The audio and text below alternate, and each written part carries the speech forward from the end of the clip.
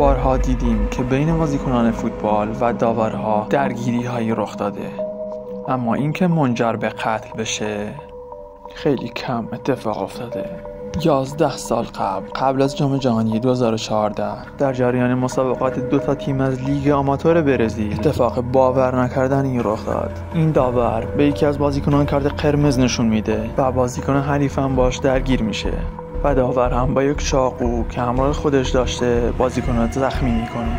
تماشاگرها هم که اکثرا دوستان و آشنایان بازیکن بودن به داور حمله میکنن و اونو سلاخی میکنن. الان پیش خودتون میگید داور چرا باید پیش خودش چاقو همراه داشته باشه؟ اما باید اینو بدونید که تو لیگ برزیل بیشترین حملاتو در جهان به داورها میشه.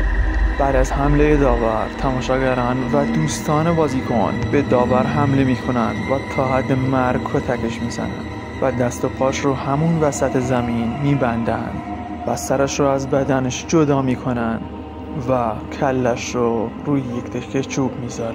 اوکتاویا دا سیلوا داور برزیلی فقط 20 سال سن داشت.